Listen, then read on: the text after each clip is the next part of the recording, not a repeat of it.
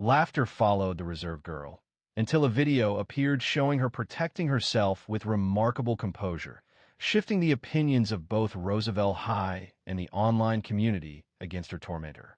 If you inquired among the students at Roosevelt High about who held sway in the corridors, the response would invariably be one name: Brielle Wentworth. 17 years old, known for her quick wit and consistently ahead of the latest trends, Brielle was more than a senior. She was the senior. Brielle's father was a prominent corporate attorney in Sacramento, while her mother managed a luxury staging company for real estate. Their home in El Dorado Hills had been featured in a spread showcasing modern home design. She drove a graphite Range Rover, sported limited edition sneakers that were yet to be released, and possessed a TikTok following exceeding that of many local influencers. To those outside, Brielle appeared to have everything, and she was content with that perception. Each morning presented an opportunity for a performance. She entered school with a graceful, almost effortless stride. Impeccable hair, perfect lashes, AirPods in, iced coffee in hand. Girls aspired to be her. Boys observed her every move. Teachers expressed frustration, but even they acknowledged her intelligence. Just intelligent enough to avoid failing, never quite striving hard enough to fully challenge herself. That fall, senior year was progressing exactly as she'd envisioned. Prom committee, brand collaborations, homecoming queen virtually assured, no one jeopardized her position until Ayanna Brooks walked in. She arrived without fanfare, no elaborate smile, no designer handbag, just a simple canvas backpack, her braided hair neatly pulled back, and a subtle acknowledgement to the teacher. She had transferred from a charter school in Vallejo. A full scholarship, based on academic merit, was the extent of what anyone initially knew. She took a seat 2 rows in front of Brielle in AP Literature, and within the first week, murmurs began regarding her already achieving the highest grade in the class. Within 2 weeks, Mr. Daniels read aloud one of Ayanna's essays, not only to check for grammar, but because it genuinely affected him. Brielle disapproved of this. She didn't voice it, but a slight movement of her lip betrayed her feelings. The way her eyes focused intently when Ayanna responded to questions without notes, and the subtle sound she made when Mr. Daniels asked her to expand on what Ayanna had just said, all revealed her discomfort. Brielle had witnessed many new girls arrive and depart. Attractive girls, intelligent girls, unusual girls, but Ayanna was unlike any she's seen before. She made no effort to compete. She didn't flirt with teachers or seek attention, and that, in turn, made her stand out. In the cafeteria, Ayanna sat alone, not in a way that suggested sadness, but more as if she preferred it. She read during lunch, sometimes with earbuds in, sometimes not, consistently calm and unreadable. Brielle found it difficult to tolerate her composure. "She's acting like she's better than everyone," Brielle muttered to her friend Mackenzie one afternoon. Near the gym's vending machines, they stood. Mackenzie chewed her gum and gave a slight lift of her shoulders. She appeared reserved, perhaps even timid, Brielle observed. "No," Brielle stated directly. "She's strategic. One doesn't adopt an aura of innocence and grace unless it's intentional, meant to attract attention." This wasn't envy, Brielle reassured herself. It was about maintaining control. If others began to admire Ayanna's intelligence and composed demeanor, what would that signify for her? And what of the carefully constructed persona she had cultivated? It began subtly, with hushed comments near Ayanna's locker. Remarks like, "Oh wow, did you bring your thesis today?" Manufactured gasps occurred during roll call when Ayanna's name was called in multiple AP classes. There were also sarcastic comments about her library clothes and her perceived religious demeanor. Ayanna remained unfazed.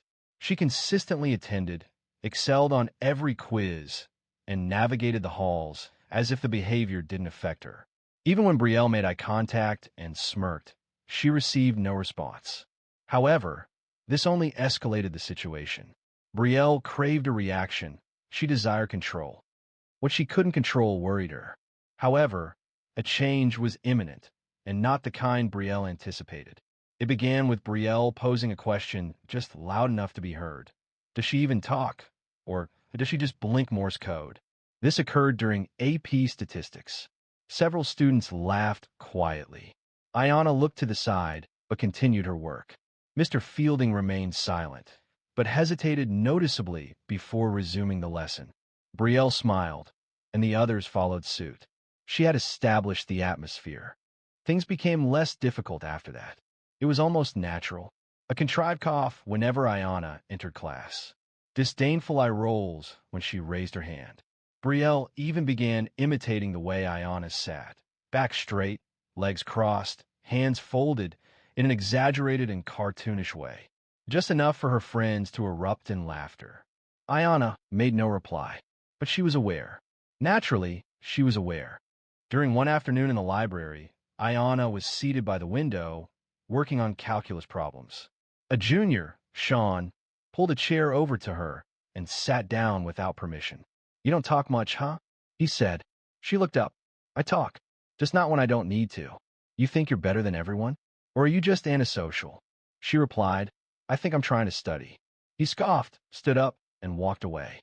Two girls near the printer chuckled. One of them murmured, "Attitude on silent mode." Ayanna didn't react visibly, though her pencil paused. Later that evening at home, her mother observed that she was uncharacteristically subdued. "You all right, sweetie?" she inquired, serving rice. Ayanna offered a slight movement of her shoulders. "The usual?" Her mom regarded her with a knowing glance, the kind reserved for moments when a child is troubled but not ready to share. Meanwhile, in El Dorado Hills, Brielle was eating dinner with her mom, checking TikTok while pushing around salmon she hadn't requested. "I heard the new girl aced the chem test," her mom said, not looking up from her phone. "Cool," Brielle replied. "Maybe she could tutor you." Brielle looked up slowly. "What?" "You know, if you want to bring your grade up before early decision apps are due." "She's not even applying to the same schools as me." "How do you know?" "I just know." Her mom didn't push further, but Brielle's jaw stayed, clenched the rest of the meal. Back at school, the teasing moved into group chats. A meme depicting Ayanna studying by herself during lunch circulated online, accompanied by the caption, "Plotting her next essay to destroy us all." It spread through private stories, appeared repeatedly in comment sections, and evolved into a shared joke. Publicly, no one defended her. However, Ethan Mercado, a reserve student from AV Club, approached her at her locker one afternoon. "Hey, are you okay?" he asked. She looked up, visibly surprised. "Yeah, why?" She replied. "I've seen what's being said," he stated, "and I don't participate in the laughter." She nodded slowly. "Thank you," she said. He paused. "Have you ever wanted company during lunch? Or something similar?" She didn't confirm, but she didn't decline either. Regardless, the stares continued. The whispers persisted, and Brielle kept observing, always from a distance, attempting to understand why Ayanna wasn't faltering.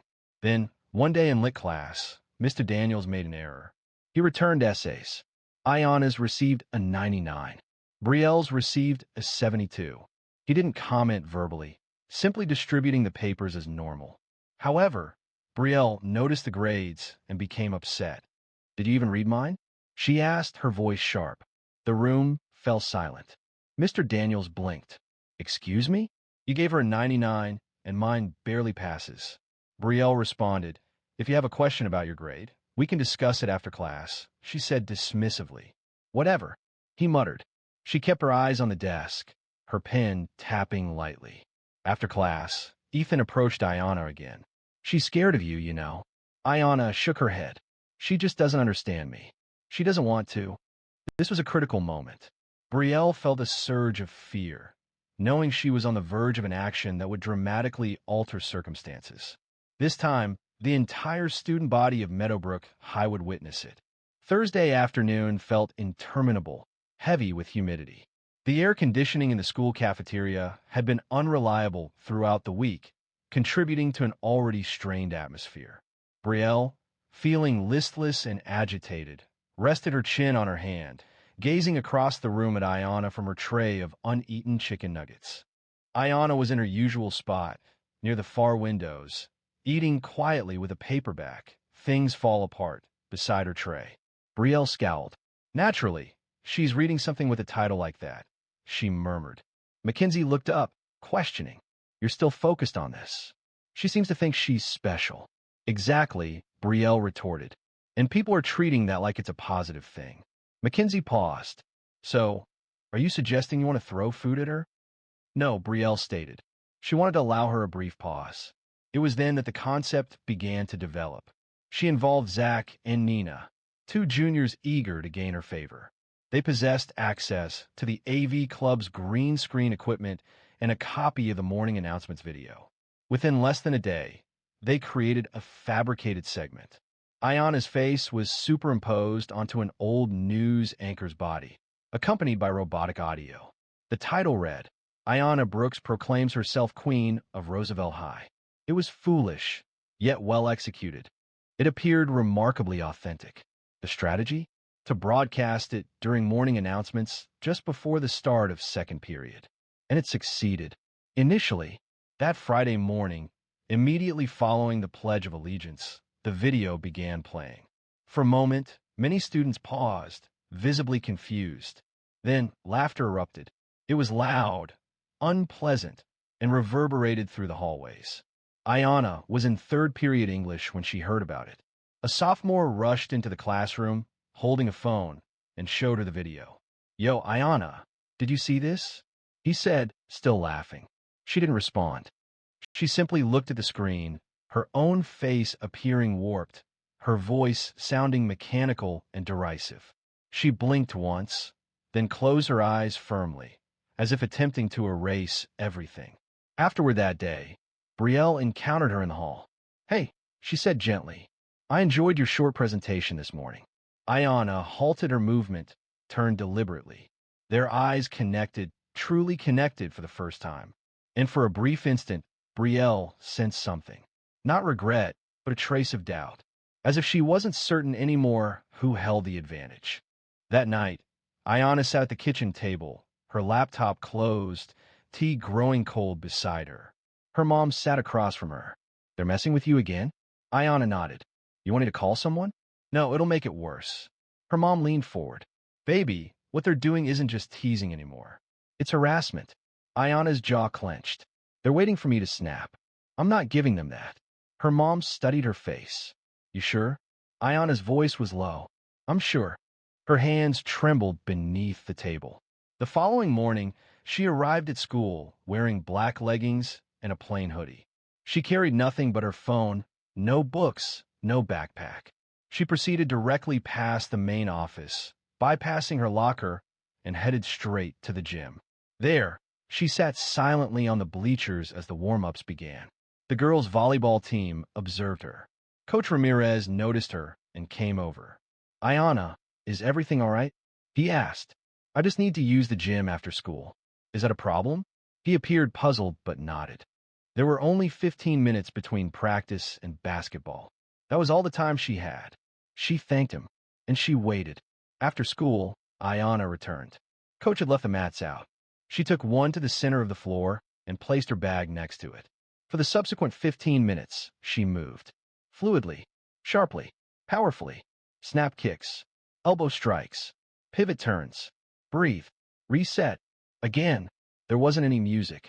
There was no audience. Just motion. Just discipline. She was unaware that someone had entered. She was completely unaware that he had recorded it. It was Ethan. He remained silent, simply observing. His hand trembled almost imperceptibly as he pressed record. Later that night, he posted a 19-second clip with the caption, "They picked the wrong one." No tags, no names, just movement, precision, focus. The video quickly gained attention, and once it spread, nothing at Roosevelt would ever be the same. By Monday morning, the clip had reached over 200,000 views. No names, no faces. A young woman in a hoodie moved with the precision of an action film star. Her movements were seamless, accurate, and completely controlled. The video gained widespread attention on TikTok, sparking numerous reactions. Users created stitched videos attempting to replicate her kicks, and the comment section was filled with speculation. Who was she? She executed every movement flawlessly. It was evident she had received training, though at Roosevelt High, the truth wasn't widely known. Not yet.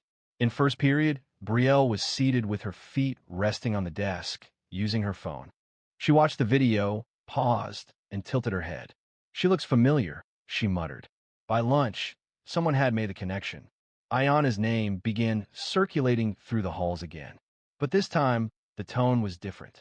Less ridicule, more inquisitiveness, and something else Brielle hadn't experienced before. Respect. She's the one from the video. I thought she was just a nerd. Yo, she's genuine. Brielle sensed it. The change. Not a complete takeover, but its initial stage. She began to notice hushed conversations that excluded her. Praise that wasn't directed at her. The shifts were minor, yet they caused her distress. That afternoon, she confronted Ayana near the science wing. Ayana was walking alone, wearing earbuds and a hoodie. She paused when Brielle blocked her path, arms crossed. You think you're clever, huh? Brielle said. Ayana removed one earbud. What? Are you trying to go viral now? Playing the humble angle? Ayana blinked deliberately. I didn't post that video. Brielle let out a scoff. It seemed like a coincidence that this appeared just as people started calling her strange. Ayana remained still, composed. You know what your problem is? Brielle moved closer. You carry yourself as if you're above speaking to anyone, and then you act surprised when people don't care for you. I don't act surprised, Ayana replied quietly. Brielle's cheeks reddened. She glanced around. Several students nearby had paused, observing, watching, waiting. I'm warning you, Brielle hissed. Ayana turned to leave. Then Brielle pushed her. The push wasn't forceful, but it was calculated, public enough to draw attention, and loud enough to elicit gasps. Ayana faltered slightly, regained her balance, and turned to face Brielle. They held each other's gaze for a drawn-out moment. Subsequently, Ayana reacted. She avoided striking Brielle. Instead, she intercepted the subsequent push with such speed that Brielle's wrist rotated, throwing her off balance. Ayana then moved to her side and resumed her position. The entire exchange concluded in fewer than 3 seconds. The incident was recorded on a phone. It captured the precise moment Ayana's foot landed, the subtle movement of Brielle's arms, Ayana's stillness, her unwillingness to retaliate. This new video surpassed the initial one, spreading rapidly. By that evening, news organizations had begun contacting Roosevelt High. Some described it as a display of controlled self-defense. Others characterized it as the moment the reserved girl silenced everything. Ayana remained silent, making no social media posts or tweets. She remained silent regarding the online discussions. She simply attended school Tuesday morning, holding her head high and with her hoodie unzipped.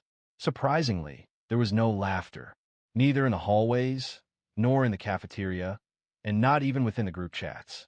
Brielle, however, struggled to reach third period before others began to avoid her. This wasn't due to fear, but rather embarrassment. The question lingered. Why would she push her? What prompted her to touch her? Everyone saw the video. Ayana hadn't even thrown a punch. Brielle attempted to explain. She tried to make light of the situation. No one paid attention. And for the first time in her life, Brielle Wentworth felt truly observed. Not in the manner she had constructed her existence. However, the significant consequences were yet to unfold. They wouldn't start until individuals began taking sides. By midweek, Ayana Brooks was a name recognized beyond Sacramento. A local channel broadcasted the video, presenting a brief report. Student defends herself with poise after being confronted at school. The martial arts studio in Vallejo shared a clip of her, commending her technique and poise. A Reddit user discovered earlier footage of her competing in a junior nationals tournament when she was 10 years old. She had secured gold. Consequently, Ayana transitioned from being a reserve scholarship student to a subject of public attention. At Roosevelt High, a palpable change occurred. Teachers discussed her in break rooms, and guidance counselors conducted private meetings. Several parents emailed the school, inquiring about plans to handle bullying following recent occurrences. Brielle was experiencing a significant amount of it. She attempted to appear unaffected, arriving at school wearing sunglasses and large hoodies, feigning a lack of distress. However, the pain persisted. Each time someone ignored her, Each time Ayana's name was mentioned without including hers, she felt deeply hurt and recalled Mr. Daniel's words. Courage sometimes is saying nothing at all, demonstrating his actions through silence. He looked towards Ayana, who remained unengaged. Brielle felt a constriction in her chest. During lunch, she joined Mackenzie and Zach, but the table felt desolate. Discussions became uncomfortable. People avoided mentioning the unspoken, that perhaps Brielle had overreacted, that perhaps Ayana was not at fault. Compounding the situation, her supporters began to criticize her. The remarks on her most recent post were harsh. Didn't you push her? Why are you upset that she's talented? You've contributed to why people distrust popular girls. Brielle deactivated her comments, then her DMs, then her account. At home, she forcefully closed her laptop and tossed her phone across the room. Her mother gently knocked, opened the door slightly. Would you like to talk? No. You've been unusually silent recently. I'm fine. You're not. I said I'm fine. Silence. Then her mom's voice, soft. You know, sometimes when it feels as though everything is falling apart, it's simply the truth revealing itself. The door closed again. Returning to school, Ayana remained unchanged. She carried herself without needing to demonstrate anything. Her clothing was the same. She showed no signs of boasting. She didn't mention the events that transpired. She simply proceeded through the day as before. That silence, which Brielle had previously disliked, was now the quality people admired the most. She was no longer simply the girl who kicked. She was something more, something Brielle had never taken the time to comprehend. Even Ethan observed this. He located her close to the lockers on Thursday afternoon, immediately following class. You okay? He inquired. Ayana offered a weary smile, acknowledging his presence. You know people are supporting you, right? He continued. I'm not attempting to create factions. Ayana responded, I understand. But you unintentionally did, he stated, simply by remaining still. She hesitated. I didn't desire any of this. He replied, I know. Nearby, Brielle observed their conversation. For the initial time, she wasn't experiencing anger. Instead, she felt bewildered by the recognition Ayana was receiving. It wasn't popularity, it was genuine respect. It lacked fanfare and wasn't staged. It required no enhancements or labels. It simply existed. Brielle sat in her car after school, observing her reflection in the rearview mirror. Not the mascara or the precise eyeliner, not the carefully constructed image she typically presented. Just a girl uncertain of her identity without the attention. But even she couldn't escape the upcoming moment, the one that would ultimately compel a discussion neither of them was prepared for. The rain fell steadily on Friday as Brielle uttered the words that surprised everyone, even herself. She discovered Ayana standing beneath the shelter outside the East Gym, waiting for her bus amidst the storm. Most students had already departed for the day. Brielle paused for a moment, her designer boots already wet, her hair beginning to frizz. Ayana noticed her approach, but remained still. I need to speak, Brielle said, her voice quiet. Ayana blinked. Then speak. I was wrong, she said. I'm not saying that for the internet or to fix my reputation. I didn't know how to deal with you, Brielle continued. You were quiet, intelligent. People appreciated you without any effort on your part. That worried me. You don't need to offer an explanation, Ayana stated. Actually, I do, because I invested months believing I had to be everything, constantly. Flawless, boisterous, well-liked. And then you arrived and didn't attempt to be anything other than yourself. Yet people still acknowledged you, as if you were significant. I don't need you to like me, Ayana said softly. I know. That's why it affected me. The rain continued to fall. Ayana folded her arms. You humiliated me. Openly. On multiple occasions. I know, Ayana replied. You caused people to believe I was vulnerable. I initially thought you were, Brielle confessed. But you're not.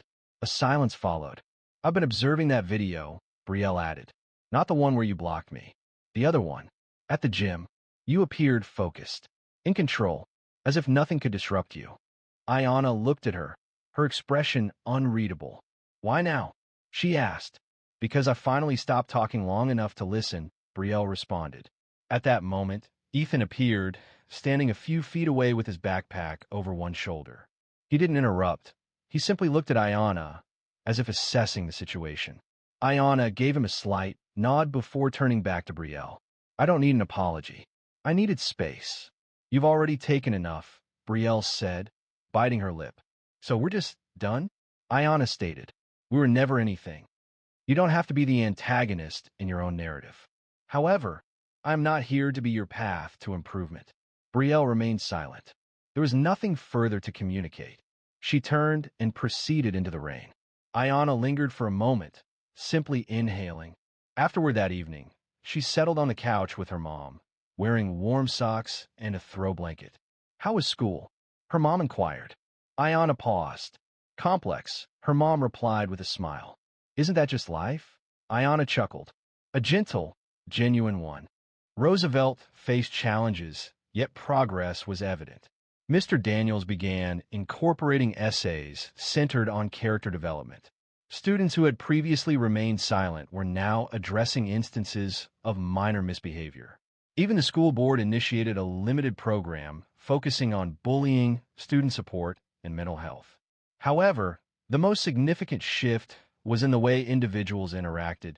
They observed each other with curiosity, rather than pity or a focus on social standing. At some point, the quiet began to offer them a lesson. One afternoon, Mackenzie sat beside Ayanna in the cafeteria. There was no apology, no casual conversation. Just two girls eating together quietly. It needed nothing more. And Brielle? She hadn't been posting as much lately. She began arriving to class promptly. She joined the yearbook team, working behind the camera, not in front of it. It wasn't about improving her public perception. She simply needed something genuine for a change. Ayanna never went viral again. She didn't require it. She possessed what was essential. Her grades, her strength, her boundaries, her voice, even when she chose not to use it. However, the world hadn't forgotten, and neither had she. Certain events don't gain widespread attention. They remain with you. And that's where genuine transformation takes place. 2 months later, Roosevelt High appeared unchanged. Same lockers, same lunch lines, same morning announcements. Yet, a subtle alteration was perceptible. The focus that used to hold the greatest importance. Who possessed the latest shoes? The social gatherings faded. The meaning of respect evolved. It wasn't expressed through enthusiastic applause, boisterous cheers, online likes, or shares. Instead, it manifested in understated moments of genuine connection. For example, when a freshman dropped her books, 4 students immediately helped her without a word exchanged. Or when a newcomer sat alone, another person simply asked, "You want company?" While imperfections remained, people began to reflect more deeply. There was a deliberate pause before jokes were made, and a focus on checking in rather than immediately joining in. Ayanna remained near the windows in the cafeteria. She continued to wear her hoodie on some days and still carried herself with a sense of self-assuredness. People now acknowledged her with small gestures, a wave, a smile, a casual greeting, not because they sought anything from her, but because they had finally recognized her for who she truly was. Ethan also stayed around. They didn't talk every day, but when they did, their conversations held significance. You still training? He asked one day as they walked out of school. Yeah, she replied. Every week. Will she compete again? She shrugged. Possibly. Or perhaps not. I'm not doing it to win, she explained. To focus. To stay grounded, she added, smiling. Regarding Brielle, she was still in the process of understanding things. Certain days, she reverted to previous patterns. The sarcasm, the desire for control. However, she would then recognize it, offer apologies when she previously wouldn't have, assist with tasks that went unacknowledged, share in someone else's humor without needing to be the focus. Change isn't always obvious. Sometimes it's subtle, quietly, internally. Mr. Daniels emphasized a point in class one day that resonated with both of them. Respect, he stated, is not something you demand. It's something you earn, frequently through how you treat people when you believe no one is observing. Ayanna recorded the words in her notebook, not because she required the reminder, but because it felt like a meaningful return. People ceased inquiring about what truly occurred in that video. It was irrelevant now. They had witnessed the authentic story unfold over weeks, not found in video snippets. Instead, consider the decisions made. These actions carry greater significance than fleeting online sensations. The world continued, as it invariably does. However, certain students at Roosevelt progressed.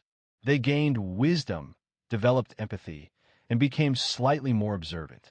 Occasionally, when unnoticed, Ayana would stop while walking down the hallway, observe her surroundings, and recognize a truth. She remained unchanged, yet those around her had evolved, and that was sufficient. Occasionally, the most impactful decision you can make is remaining authentic, even when all eyes are on you, anticipating collapse. It isn't necessary to be vocal to be acknowledged. It isn't required to struggle to prevail. And it isn't essential to alter yourself to gain respect. Allow your actions to demonstrate. Let your boundaries remain firm. And let your silence convey the significance that clamor cannot. If this story prompted a shift in your perspective regarding how we treat others or redefined your understanding of true strength, please like this video and subscribe. More stories are forthcoming that challenge assumptions and remind us that character isn't developed during times of ease. It's demonstrated when faced with adversity. Thank you for watching. Remain steadfast. He ridiculed her speech, her attire, and even her willingness to voice her opinions. Yet, she remained composed, initiated playback, and observed the legal system expose him live.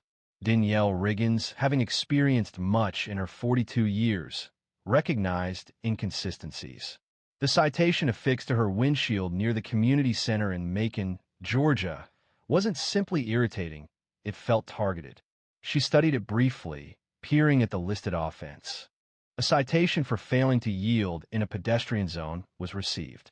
However, she was not in the vehicle at the time of the alleged violation. Her Honda had been parked legally in front of the building while she was inside, leading a workshop for at-risk teens. She sighed, placing the paper into her bag.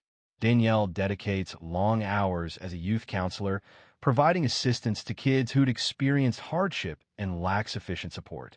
Her financial status is modest. She is far from wealthy. Her profession consumed her, and with raising her teenage daughter and guiding children who resembled her younger self, her time was scarce. A penalty like this was more than just disappointing, it significantly impacted her schedule. However, it wasn't primarily about the financial burden. It was about the underlying issue of fairness. The subsequent evening, she sat at the kitchen table with a cup of mint tea and the citation before her. Her daughter, Aaliyah, was completing homework in the vicinity. "You're really going to fight it?" Aaliyah inquired, looking up from her textbook.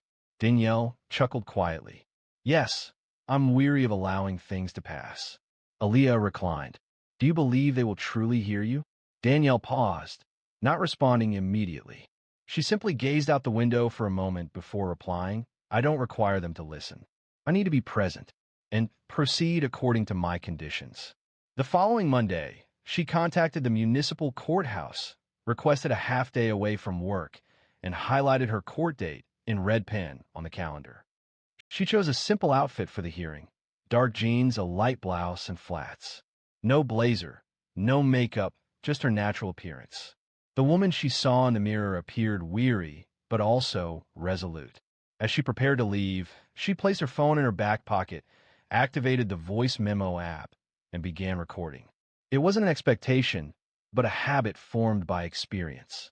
She's learned that people sometimes react negatively when a black woman asserts herself with assurance. She reached the courthouse 30 minutes before the scheduled time. The building was a small, aged brick structure with faded signage. Several other individuals were present outside, primarily working-class people attempting to find a moment for justice amidst their jobs and obligations. Inside, the clerk called names with minimal acknowledgement. Danielle remained still, her hands resting in her lap, awaiting her turn. The courtroom felt chilly. It wasn't until she heard her name, Danielle Riggins, case 407B, that her heart began to race. She proceeded to the defendant's table, her heart steady but alert, mirroring the advice she's given to the children in her youth programs. One can't always dictate actions, but one can control one's response, she observed. And that's when she saw him. Judge Gregory Lannister. Late 50s, silver hair neatly combed back, reading glasses perched low on his nose. His reputation was well known. Some described him as firm, while others labeled him arrogant. He glanced at Danielle over the rim of his glasses, his eyebrows subtly raised. Ms. Riggins, he stated, emphasizing her last name, let's proceed. I presume you're here to contest this ticket, issued by a trained officer? Danielle nodded. Yes, Your Honor. I was inside a building, not driving, when the ticket was issued. I have witness statements available if required. He laughed, a genuine chuckle. Naturally, you do, she replied, meeting his gaze. The judge then remarked, you individuals frequently present narratives when appearing before the court. Always the victim.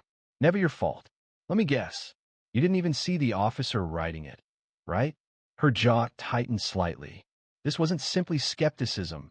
It was a more pointed feeling, and everyone in that courtroom could sense it. But Danielle remained composed, even as the atmosphere shifted. She recognized this was merely the start. Danielle did not react. She had encountered harsher remarks, both in delivery and purpose.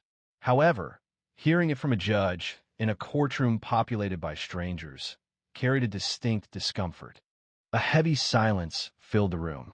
People avoided reaction, though several eyes moved between her and the bench. Even the bailiff appeared uneasy. Your Honor, Danielle stated, maintaining a calm voice, I have proof I was inside. A sign-in log from the youth center. It displays my name and timestamp. Judge Lannister reclined in his chair and smirked.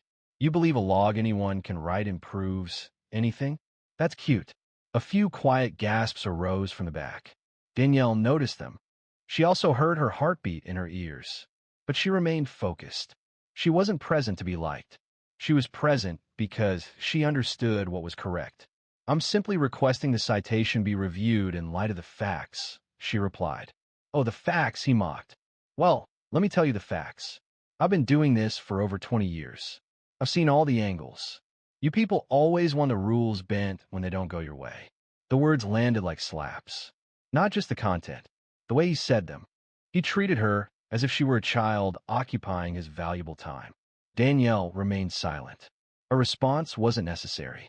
He examined her citation once more, leafing through several pages. What is this? He inquired.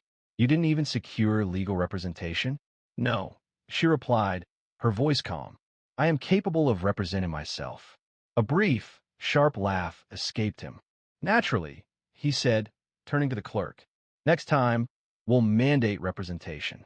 Perhaps that will eliminate the theatrics. A woman seated towards the back, middle-aged and white, holding a traffic ticket herself, noticed Danielle. She appeared stunned and visibly uncomfortable, quickly averting her gaze when Danielle's eyes met hers. Danielle paused, composing herself. She hadn't intended to confront authority, yet she wouldn't allow her dignity to be disrespected. Your Honor, she began, carefully selecting each word. I'd like the court reporter to read back your comments. The effect of this request was palpable, noticeably shifting the atmosphere in the room.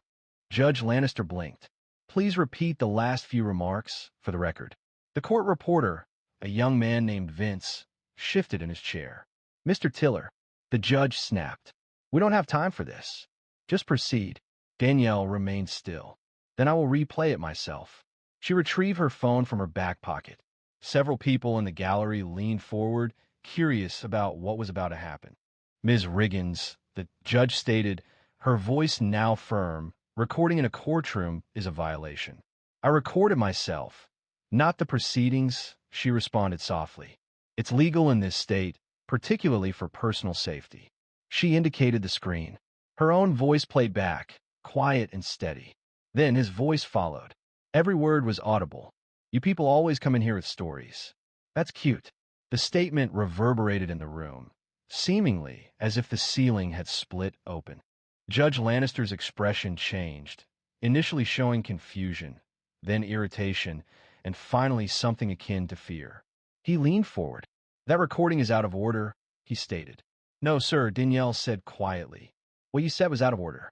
A low whistle escaped someone in the gallery, quickly stifled by a hand covering their mouth. The bailiff moved forward but refrained from touching her.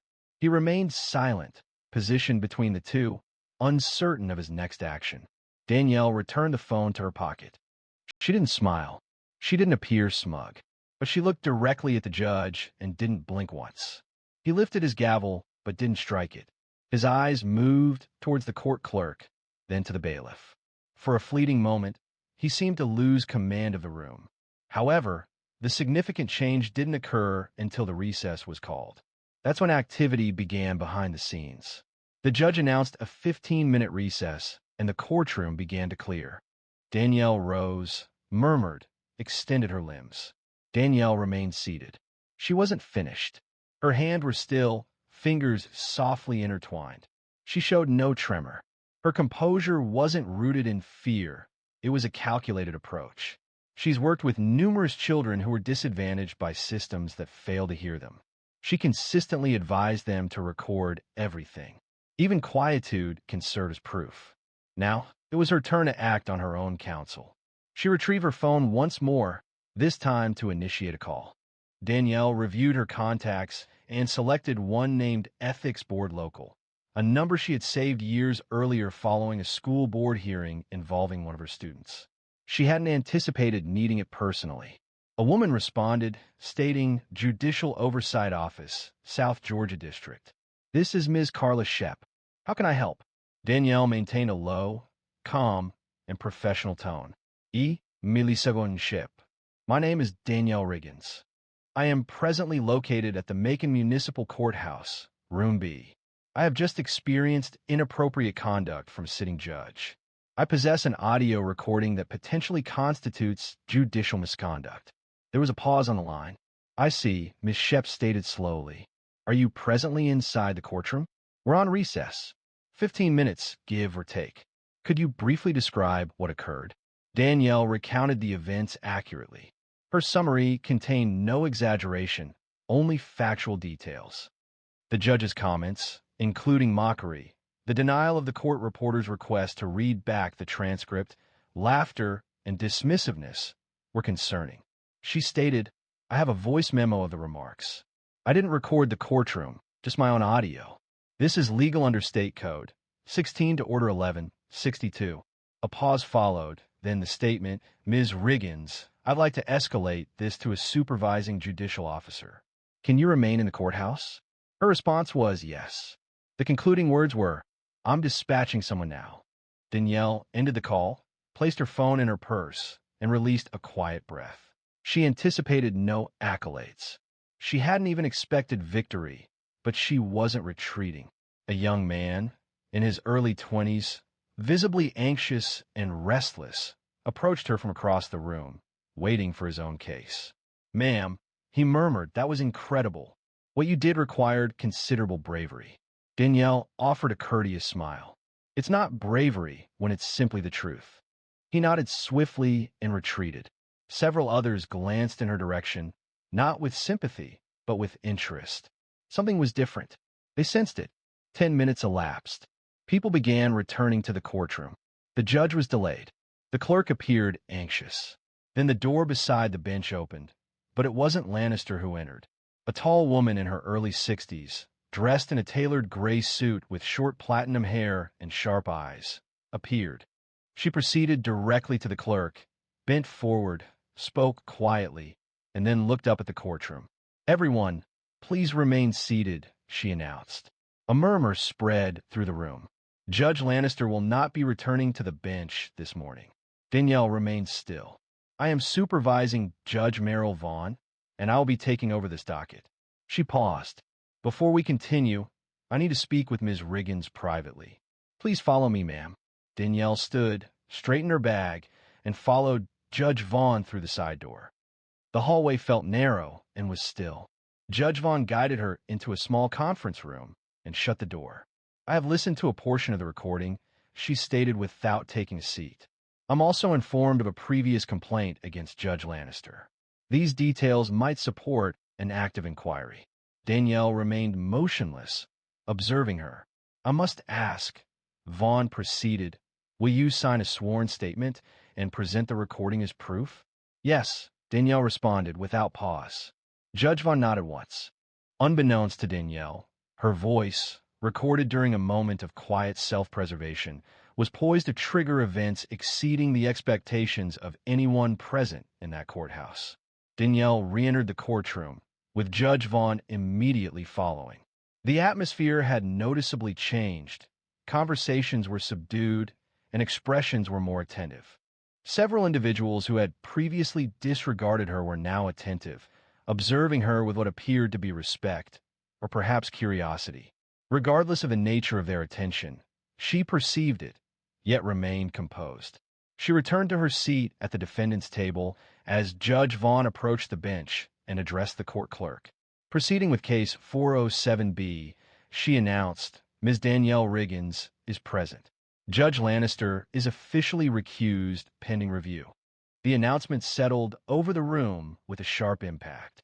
It wasn't simply a brief absence. The judge was gone, and seemingly without return.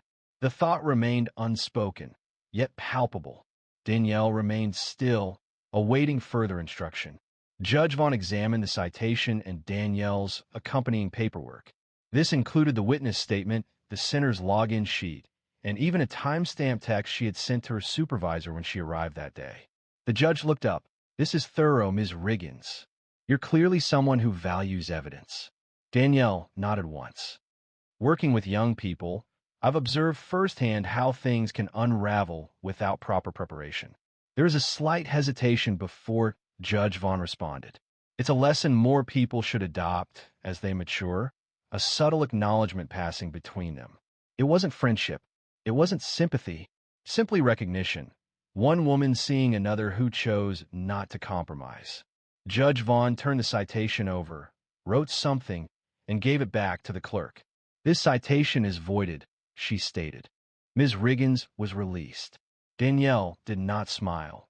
She merely collected her belongings. However, before she could leave, the judge stated, for the record, your behavior in this courtroom, considering the situation, was remarkable. You maintained composure and dignity despite an unfortunate series of events. Danielle then permitted herself a brief, weary smile. Thank you, she said. She departed the room as silently as she had arrived. But the atmosphere outside was altered. The hallway was filled with a palpable sense of unease. A courtroom aide, a young woman wearing dark-rimmed glasses and speaking with a hesitant tone, softly stopped Danielle near the exit.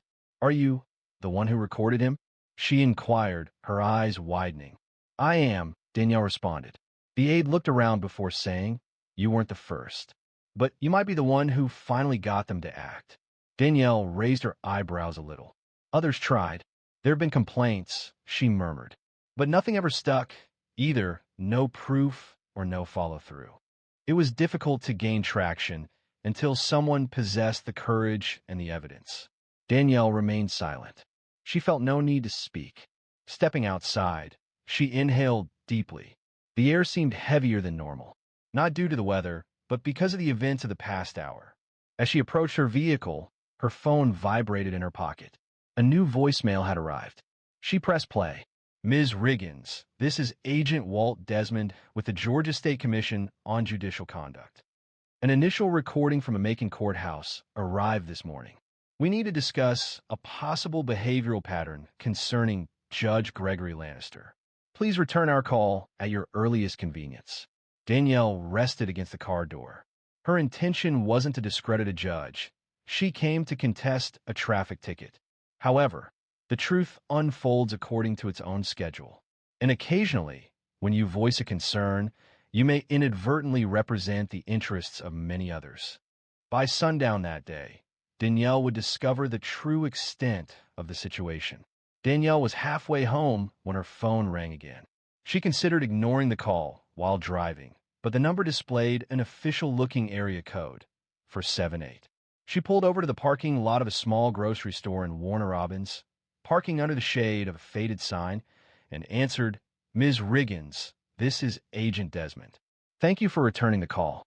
His voice remained calm, but was precise, a person who carefully considered words before speaking. "We reviewed the audio," he continued, "and it's clear. Furthermore, it corresponds with prior grievances against Judge Lannister submitted during the last 3 years. Your testimony could be crucial in initiating an internal ethics review that has been delayed." Danielle tightened her grip on the steering wheel with her free hand. "What are the next steps?" she asked. "There was more," Desmond added. "An anonymous tip arrived this morning, shortly after your complaint was released on the internal channel. The tip contained financial records associated with Judge Lannister, including offshore transfers, unauthorized reimbursements, and a concerning pattern of rulings in favor of contractors with ties to a private law firm in Augusta." Danielle paused, visibly surprised. Could this be criminal corruption? Affirmative. And with this development, the situation extends beyond a simple personnel issue. It may involve criminal activity. She didn't respond immediately. Desmond continued, "You've already accomplished a lot. If you are willing, we might require a statement. You wouldn't be obligated to testify unless the investigation becomes more serious, and you would receive legal assistance throughout the process." Danielle breathed out, "I will do what is necessary." "Understood," he replied. "You will be contacted by one of our ethics advisors by end of day." "Thank you, Ms. Riggins. You've made more of a difference than you realize." The call concluded. Danielle remained still in her car for a few minutes, the quiet sound of faraway traffic forming the backdrop. She wasn't certain whether she felt fear or power, perhaps a combination of both. She didn't share with Alia immediately, not due to concealment, but because she needed some time to process it herself. Later that evening, following dinner, as Alia cleaned the dishes, she inquired, "So, how did it go?"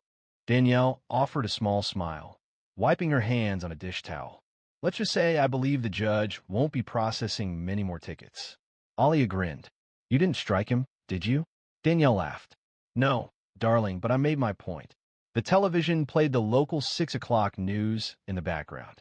Danielle wasn't truly paying attention until the anchor delivered news that caught her focus. Breaking.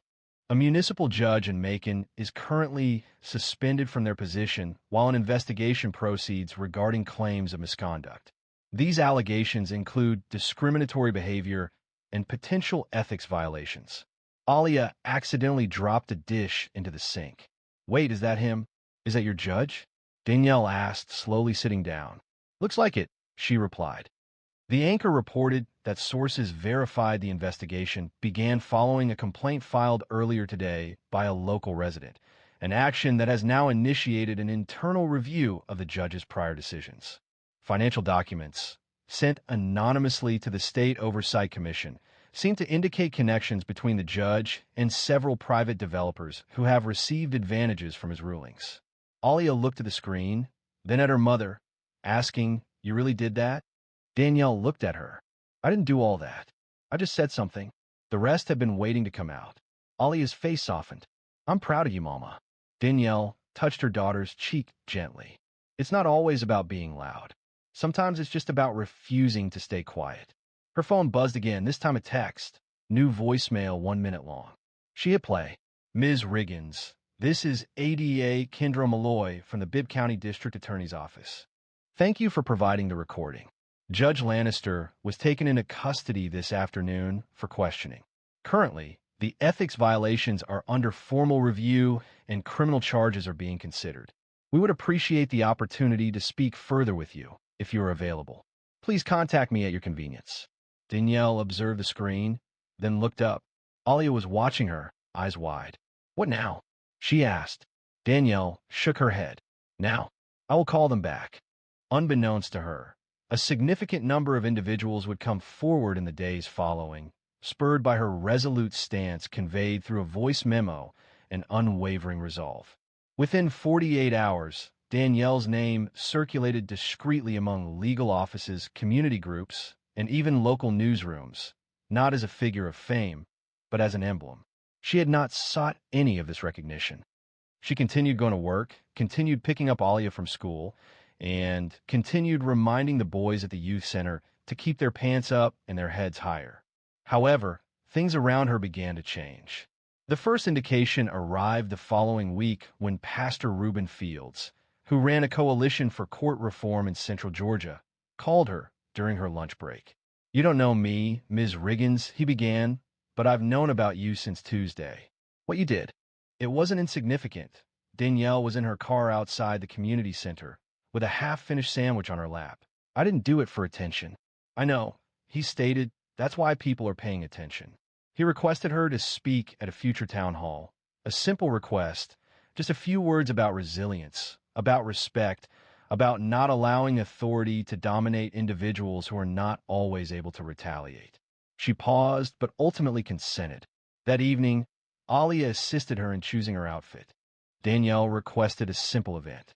Alia playfully suggested, while playfully tossing her a colorful scarf, that someone might capture the occasion for Instagram. "Might as well look unbothered and cute," she said. The town hall was unassuming, with folding chairs, plastic tablecloths, a few trays of donated cookies, and sweet tea. Danielle chose not to bring notes.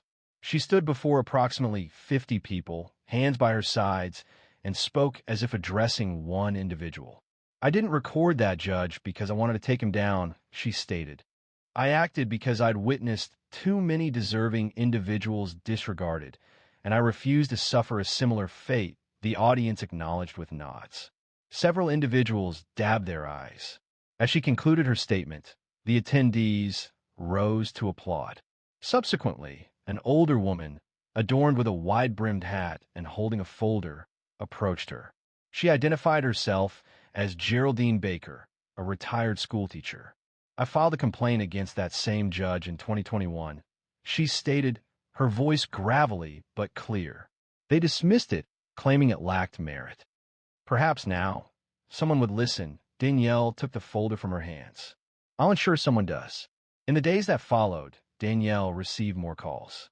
A podcast producer from Birmingham, a law student from Emory who wanted to write her thesis on ethical failures in lower courts, and a public defender in Albany who asked if Danielle would participate in a courtroom training session for junior attorneys. She declined most requests, not because she was indifferent. She simply wished to avoid having her name become a hashtag. Her goal was for the children she worked with to view her as the same woman who had taught them resume, writing, and guided them through difficult conversations with their parents. However, she agreed to certain requests, particularly when she understood how many individuals needed reassurance that they weren't irrational. Activity at the center increased. Contributions arrived from people residing outside of Macon. A woman in Tampa contributed 20 backpacks, along with a handwritten message, "For the kids you champion and for the ones you're championing." "Thank you, Danielle." Alia seemed to gain confidence, too. One afternoon, she announced, "Ms. Brenner had us write in civics class about someone in our community who stood up for justice. I wrote about you." Danielle was surprised, asking, "Really?" Alia replied casually, "I was planning to choose John Lewis, but he's the obvious choice." Danielle chuckled. "I don't think I'm in his league," Alia remarked.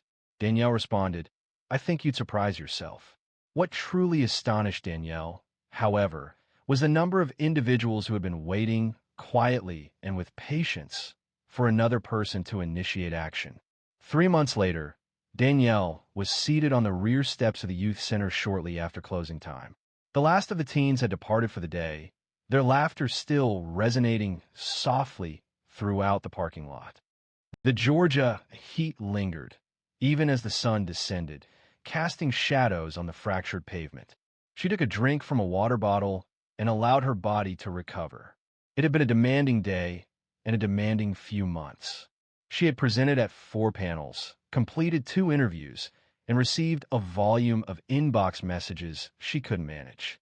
The investigation into Judge Lannister had expanded beyond her initial expectations.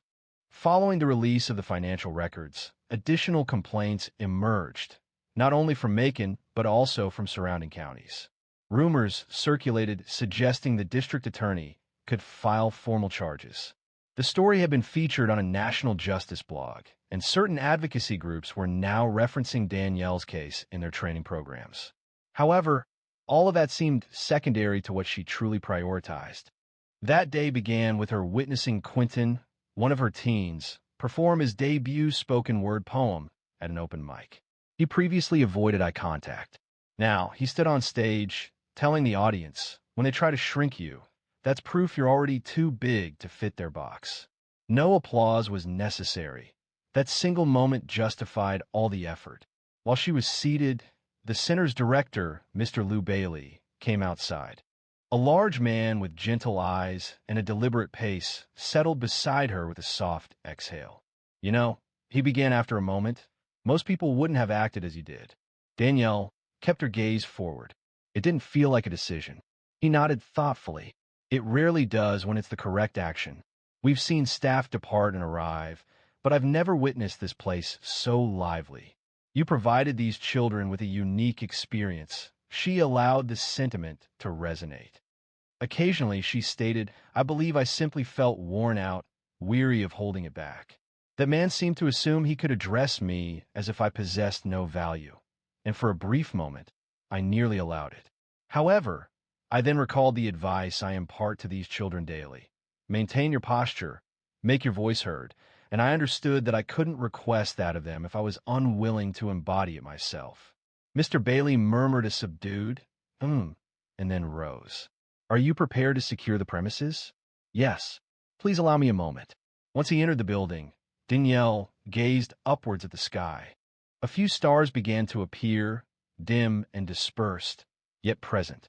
She considered the individuals who had remained silent, perhaps because they believed their opinion wouldn't be impactful, or they feared negative consequences, or they were simply weary. And she understood. She genuinely did. However, someone must initiate action. That doesn't signify superiority. It simply indicates they were frustrated enough to proceed, even when the situation felt unstable. Prior to departing, she retrieved her phone and composed a brief message on her social media page, an account she hadn't accessed in weeks. The message read, if it feels like no one sees you, speak anyway. If it feels like they don't hear you, speak anyway. You never know who's watching. After pausing, waiting for a reason to share, she posted, placed her phone in her bag, and secured the door behind her. Occasionally, bravery appears forceful, accompanied by raised fists and resounding chants. Sometimes, the path to change is not dramatic. It can be quiet, consistent, respectful, and involves simply appearing in a courthouse, even when unexpected. Danielle didn't require a platform to create change. She only needed to be present, speak honestly, and refuse to be silenced. In doing so, she not only defended herself, but also created an opportunity for Geraldine, for Quentin, for every voice that had been overlooked for too long, because authentic justice doesn't always begin with grand gestures. Occasionally, it begins with the youngest, with someone unwilling to yield. Should this narrative resonated with you, if it brought to mind someone in your life, or perhaps even reminded you of yourself, please consider subscribing, sharing it, and discussing it, as stories like this are not simply intended to be heard, but meant to be remembered. According to my mom, she works at NASA. The entire class laughed until someone with a badge entered the room and altered the atmosphere. It was a Tuesday, shortly after recess, and the classroom had a subtle scent of hand sanitizer and pencil shavings. Ms. Lawson had just finished roll call when she clapped her hands and announced, all right, it's time for our What My Parent Does presentations. One after another, students share their stories.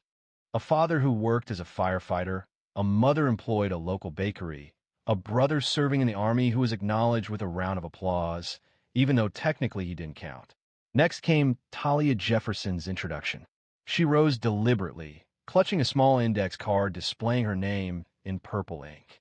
Talia was known as one of the quieter students in class. She was intelligent but preferred not to raise her hand simply to speak. She surveyed the room, making no direct eye contact, and stated distinctly, my mom works at NASA. A pause followed.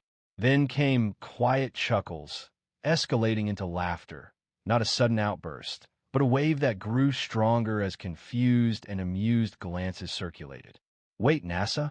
Someone called from the rear. You mean like the space agency? Another voice whispered, perhaps a little too loudly. Even Ms. Lawson seemed surprised. She didn't laugh. Instead, her eyebrows rose a little, as if she found it difficult to accept. Talia blinked deliberately, remaining silent and still. She didn't shout. She didn't flee. She simply stood, her expression composed, her hands unwavering. Yes, she confirmed, stating that she works at NASA and is a systems engineer. The word seemed out of place. Ms. Lawson, positioned close to the board, offered a strained smile, signaling a transition to the next item. Well, thank you, Talia, she said, already looking over her clipboard. Next, it was Owen's turn. Talia resumed her seat, disregarding the laughter and the subtle gestures. Her fingers tightened around the bottom of her shirt. Her expression remained composed, though her cheeks felt flushed. Owen began to discuss his dad's plumbing business, but Talia registered very little of what he said. She was certain they didn't accept her story, not a single one of them, not even the teacher. They found the task unbelievable, but even more so, they doubted the individual presenting it. A girl with deep brown skin, her tight braids secured with a soft pink scrunchie. She carried a hand-me-down backpack with a broken zipper. Her shoes were well worn, and she didn't use elaborate language or speak with great volume. Therefore, when she mentioned NASA, it sounded to them like a fantasy, like a game. During Owen's presentation, a piece of paper was passed to her desk. A boy named Theo leaned towards her and asked if she cleaned the bathrooms or something. Talia remained silent. She didn't cry, not at that moment. As the bell signaled the end of class and students scrambled for their backpacks, she remained seated, her gaze fixed on the classroom door. She had never before wished her mom held a different position, one that was simpler to discuss, one that didn't invite curious glances. Nevertheless, even then, she held onto the conviction that it was important. Her mom had once shared with her that some truths are too profound for limited understanding. One simply allows them to mature. Talia exited that classroom with her head held high, despite a knot in her stomach. She felt no personal shame. Her concern was for those around her. However, she was unaware that the learning experience wasn't complete. This applied to her classmates and to Ms. Lawson as well. The Jefferson House was located close to a peaceful road in Mobile, Alabama. It wasn't ostentatious, but it was neat, painted a light yellow with green shutters. It was the sort of place where the porch light was consistently illuminated before nightfall, and the screen door made a slight creak upon entry. Talia entered through that door at a slower pace than normal. Removing her sneakers, she dropped her backpack close to the staircase and went directly to the kitchen. The aroma of garlic and onions indicated her mom had arrived home earlier than usual. Dr. Renee Jefferson was at the stove, stirring something in a large red pot. She didn't immediately acknowledge her.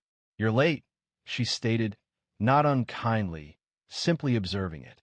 Talia selected a chair and sat down. "Had to remain behind to clean the desks," she murmured. Renee turned, observed her daughter's expression, and adjusted the flame. Talia remained silent for a moment. Her hands rested in her lap, nervously playing with the sleeves of her hoodie. She appeared eager to speak, but struggled to begin. "We laughed," Talia said at last. Renee understood immediately who she meant. She drew out the chair opposite her daughter and sat. There were no outbursts, no displays of shock or fear. "Why? I informed them that you were employed at NASA." Renee gave a barely perceptible nod, and they didn't believe you. One kid suggested you might have cleaned the bathrooms. Renee took a shallow breath, a momentary pause to compose herself. "And what was your response?" "You didn't offer one." Ms. Lawson quickly moved on, seemingly avoiding the issue. That action caused Renee's eyebrows to twitch almost imperceptibly, but she maintained a level tone. "Do you think you said something incorrect?" Talia glanced up sharply. "No. Don't accept their lack of understanding as your fault." They laughed, "And that's their responsibility, not yours." A moment of silence followed as the bubbling from the pot filled the space. Outside, a dog barked twice and then stopped. "You know," Renee said, rising to stir the food again, "when I first told people I wanted to work in aerospace, my high school guidance counselor told me to be more realistic. said I should consider secretarial work. Talia looked up, eyes wide. That occurred in 1998. I didn't engage in an argument with her. I simply ceased visiting her office. Did it cause pain? Renee extinguished the stove and turned to her daughter. Yes, but also ignited a spark. I wasn't feeling anger towards her. I was resolved not to allow her to dictate who I could be. Talia smiled. Just a little. She appreciated that her mom consistently found a way to speak honestly, but not in a sensationalized way. There was resilience in her composure. You know, I could attend your class, Renee mentioned casually. Parent days are this Friday, correct? Talia blinked. You do that? She asked. I get the day off anyway, and it might be fun. Renee replied, but what would you wear? Talia's eyes lit up. Renee grinned. I was thinking maybe my NASA badge and that black blazer you hate. Talia responded, okay, yeah, do that.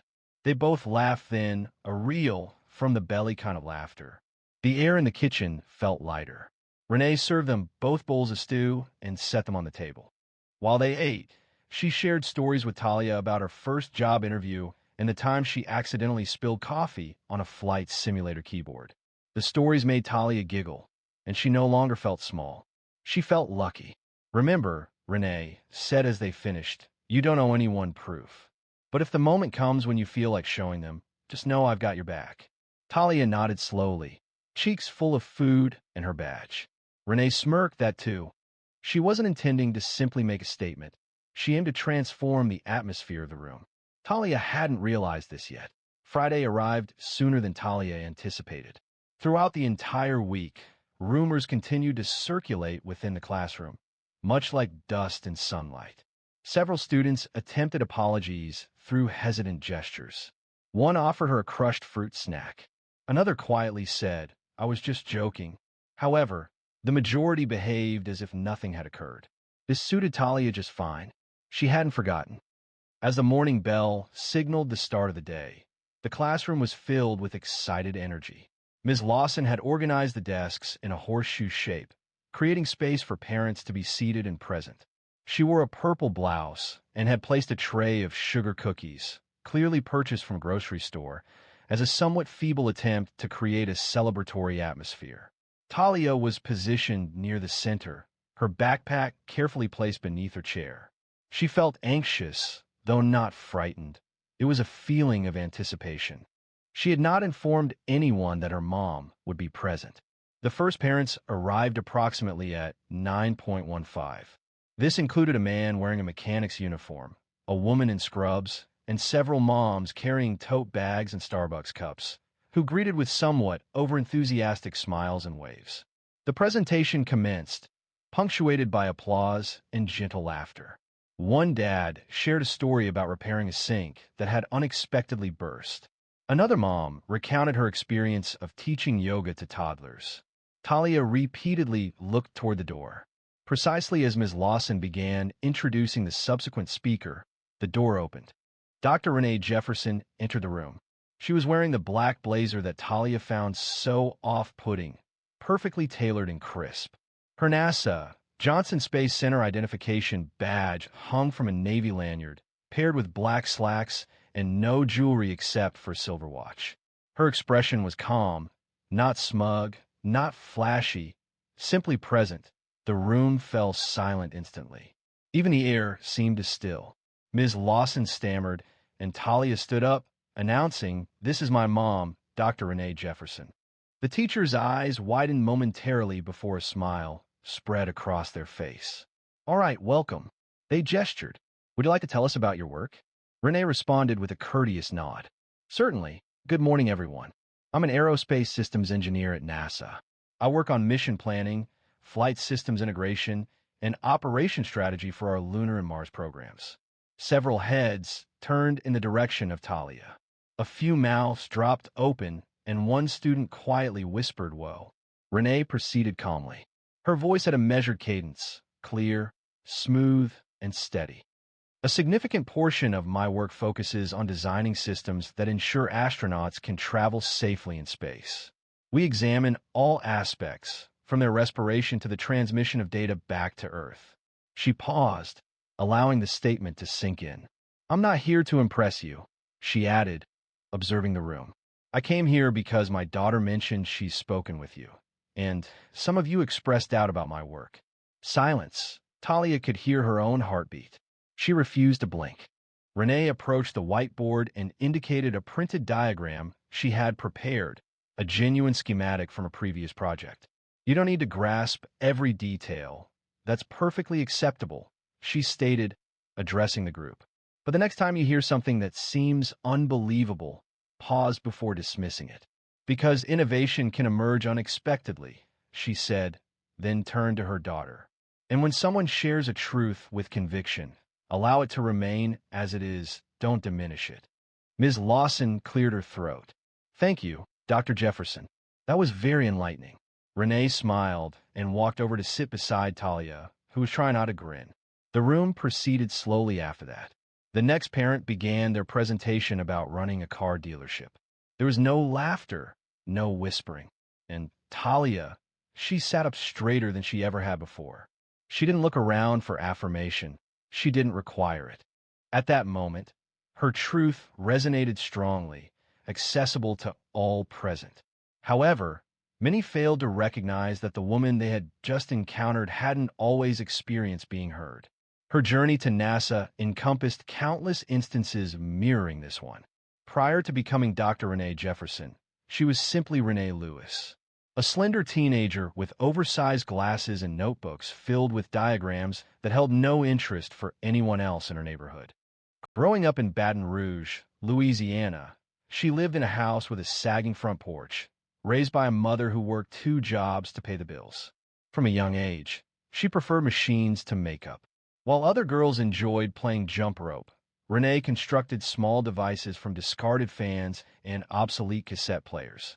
Her uncle once described her as odd, but she viewed that as a positive attribute. At 13, she borrowed a book from the public library about space shuttles and devoured it completely in a single night. By 14, she was independently learning fundamental programming concepts. She rarely discussed this at school. She quickly discovered that expressing a desire to work at NASA would often result in ridicule or dismissal. Her educators didn't encourage her. This wasn't due to a lack of intelligence. Renee consistently earned straight A's across all subjects.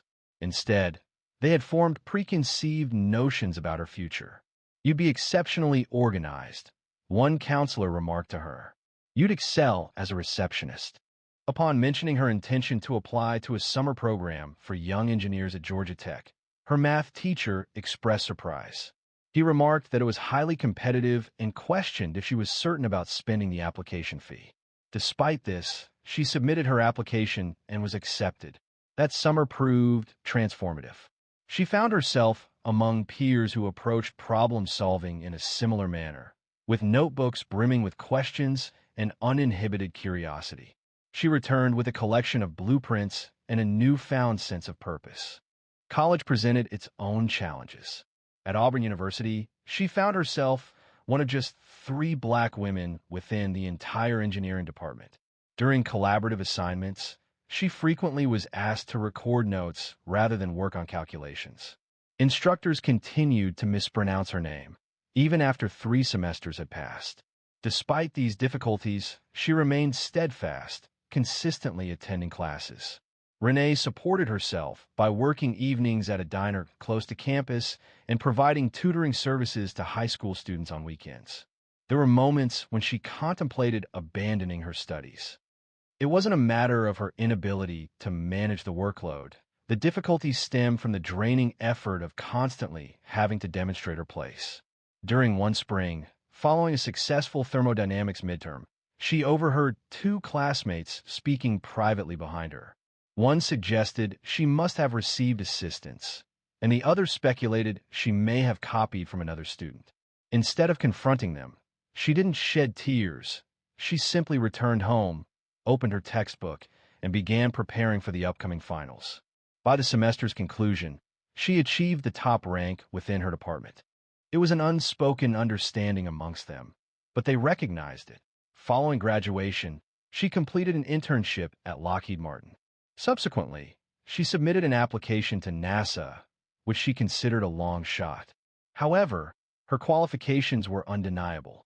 The acceptance call arrived in March while she was in a laundromat, surrounded by wet towels and with only one dryer operational.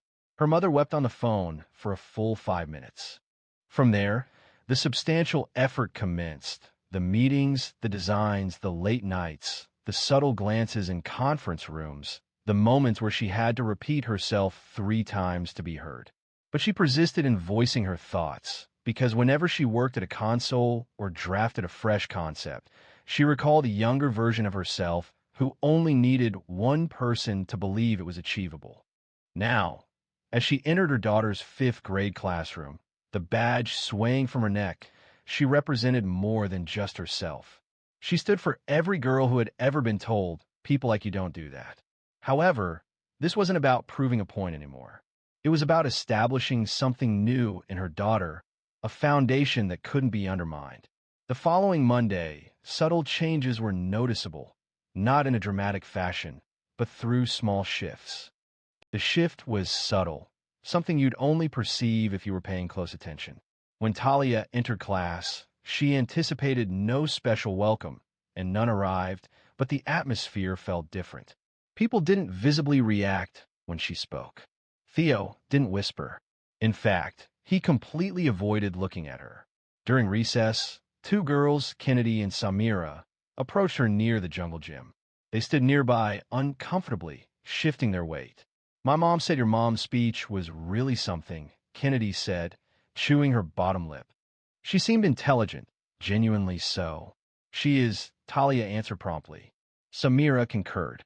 "I researched NASA after school," she explained. "It's quite interesting." That was their brief exchange. Yet they remained. And for the first time all year, the 3 of them settled on the bench and discussed a topic beyond snack trades or slime videos. Later that day, Ms. Lawson spoke privately with Talia as the class prepared to leave. "I wanted to say something," she began, her voice softer than normal. "Regarding last week," Talia looked up, attentive. "I should have managed that situation differently," Ms. Lawson continued. "I ought to have asked more questions, rather than proceeding so quickly. I apologize." Talia wasn't certain how to respond. She rarely encountered adults offering apologies in that manner. She nodded once, deliberately. That was sufficient for the present, though not everyone experienced a change of perspective. Certain children still spoke in hushed tones, but they did so with greater discretion. Some observed her with an expectation of failure, seemingly needing her to falter to reaffirm their own perspectives. One boy, Dean, would quietly say "NASA kid" whenever she passed, as if attempting to diminish her accomplishments. Talia remained composed. She did not react defensively or retreat. Instead, she continued her efforts. She engaged more frequently in class, volunteering answers even when uncertain of the correctness. Now, even making mistakes didn't intimidate her, not as it once had. One afternoon during group work, she overheard a classmate say, "She thinks she's better than us." Talia looked up calmly and replied, "No, I just know I belong here." No further debate followed. At home, Renee observed the change as well. Talia spoke more at dinner, sharing small details about her day without needing to be prompted repeatedly. And she began drawing again, shifting away from cartoons towards diagrams, similar to those her mother created. Rockets, helmets, star maps, and pencil.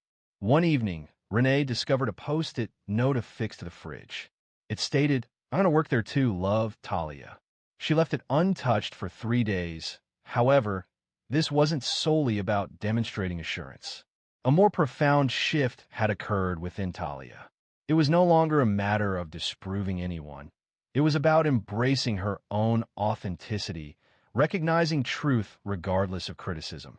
During gym class, when the teacher requested they write down a goal not related to sports, Talia wrote, "Engineer, space missions just like my mom."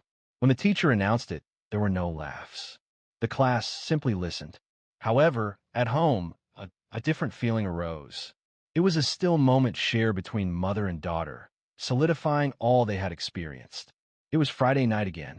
A full week had passed since Parent Day, and the house was filled with the aroma of Renee's renowned lemon chicken. Talia sat at the kitchen table, sketching a new design, a rotating satellite with solar panels shaped like flower petals. She worked quietly, pausing occasionally to erase or examine an angle. Renee watched from the sink, carefully drying a dish. The focused way her daughter drew, with her tongue slightly pressed against her upper lip, brought back memories of herself at 12, always constructing something in her mind. "Would you like to take a break?" Renee asked softly. Talia looked up. "Almost finished." Renee smiled, resting against the counter. "You've been working on that for 2 hours." Talia replied, "I know, I just wanted to look right." She completed the final line and showed the paper to her mom. Renee approached and examined it closely. "Explain it to me." Talia said, "Well, it's a satellite, but instead of keeping all the panels flat, they open up like this." She demonstrated the shape with her hands. "So it can collect more energy when it turns, depending on the angle of the sun." Renee acknowledged with a nod, clearly impressed. "That's a clever approach. Where did that idea originate?" Talia replied, "I'm not entirely sure. I had been considering sunflowers earlier, observing how they track the sun's movement. The concept simply arose." Renee took a seat next to her, carefully placing the paper on the table. "You know what I appreciate most about that idea?" she inquired. "What?" Renee responded. "You weren't attempting to make a favorable impression. You were simply striving to resolve an issue." Talia glanced at the drawing once more. "Yes, I suppose so." They remained there for a moment in quiet contemplation. A comfortable silence settled. Then Talia spoke again, her voice gentler. "Do you think they truly believed me?" "After you left," Renee placed her hand on the table. "Some did, some still don't. That's not something you can always manage. So what is the solution? You continue to reappear. That's the challenging aspect. Not a single time, but repeatedly. You articulate the truth, even when it seems as though nobody listens." Talia considered that as you did. Renee offered a gentle smile, similar to the one I still offer. "Was it always this difficult for you?" Renee reclined in the chair, her expression thoughtful. "Sometimes more so, but I stopped expecting it to become simple." Talia regarded her mother, seeing her not only as a parent, but as an individual. Someone who had overcome obstacles she hadn't even been aware of. Someone who possessed quiet strength without needing external validation. "I used to wish you had a conventional job." Renee laughed, something straightforward to describe. Talia observed her mother's reaction, recognizing the discomfort when people inquired. "Now, I find it quite admirable, truly admirable." Renee reached out and gently tucked one of her daughter's braids behind her ear. "I'm proud of you, she said. "Not because of what you said in class, but because you said it anyway." Talia felt a warmth in her chest, not just pride, but relief. A weight she hadn't noticed until it started to lift. "I didn't think you were going to come that day," she admitted. Renee raised an eyebrow. "Why not?" she asked. "I thought maybe you'd think it wasn't worth it." Renee hesitated. Then she moved nearer, speaking with a resolute and unwavering tone. "Anything that impacts your self-perception is always deserving of support." Little needed to be said after that. Talia rose and proceeded to the refrigerator, took a magnet, and attached her artwork directly beside the grocery list. Renee observed her, feeling a sense of quiet contentment. Not every learning experience warranted recognition. Some simply existed, perceptible only to those who had rightfully gained them. There remained one final point to share, not directed at Talia, but for those still discovering what excellence resembles. The following week, during the morning announcements, Ms. Lawson took an unanticipated action. She presented a student submission from the Career Dreams bulletin board and read it aloud to the class. "This one is from Talia Jefferson," she announced. She wrote, "I want to build machines that will reach places no person has ever reached because someone must discover how to get us there, and I believe I can." There was no laughter this time, only silence. Several students turned to observe her, not with incredulity, but with something approaching respect. Talia sat at her desk, serene and concentrated, sketching miniature gears in the borders of her notebook. She didn't require a glance upward, nor did she need the room to applaud. That wasn't the focus, as this narrative was never centered on recognition. It concerned honesty, about maintaining conviction when others expressed doubt, about the significance of speaking clearly, not noisily. However, the individuals in that classroom had observed something unexpected. A woman with qualifications, certainly. Beyond that, she was a woman with a clear sense of self, someone who didn't require authorization to express herself, and a daughter who witnessed her interspaces devoid of faith and yet infused them with strength. Renee didn't need to speak loudly. She didn't need to detail her achievements. Her presence was sufficient. However, it was Talia who bore the burden of that day. She endured the flames of mockery, remained within them, and emerged stronger. It can be challenging to express self-belief, particularly when facing a lack of external validation. The core message extends beyond the nature of a parent's profession or the perceived grandeur of their role. It centers on the lessons we impart to our children, not through spoken words, but through demonstrable actions. Affirming your child instills resilience. Consistently supporting them cultivates bravery. Even a brief moment in a crowded room, standing near them, demonstrates what it truly means to be heard. When a child experiences being seen, not only by a teacher or a classmate, but by the wider world, they cease to diminish their presence. They stop doubting themselves. They begin to carry themselves with the confidence of someone who has something significant to contribute. Because they do. Talia no longer needed to persuade anyone. She wasn't waiting for the class to accept her. She had already moved forward, now concentrating on what she thought achievable. This is what makes narratives like hers significant. Because for each child who has been ridiculed, overlooked, or interrupted, there's another opportunity awaiting. A moment when the door opens, when the badge is displayed, when silence transforms into respect, and it remains with them.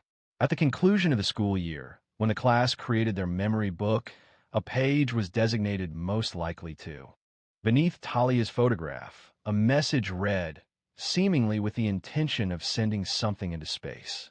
She reacted with a smile, not due to the coolness of the statement, but because this time it appeared to be genuine. Therefore, the next time a child expresses a significant aspiration, refrain from immediate skepticism. Avoid limiting their potential to your current understanding. Allow them to surpass your expectations. And for parents observing this, be present, even when it feels challenging, particularly when it's truly important. Vocalize your belief in them. For more stories like this, please subscribe. These are stories that highlight true strength.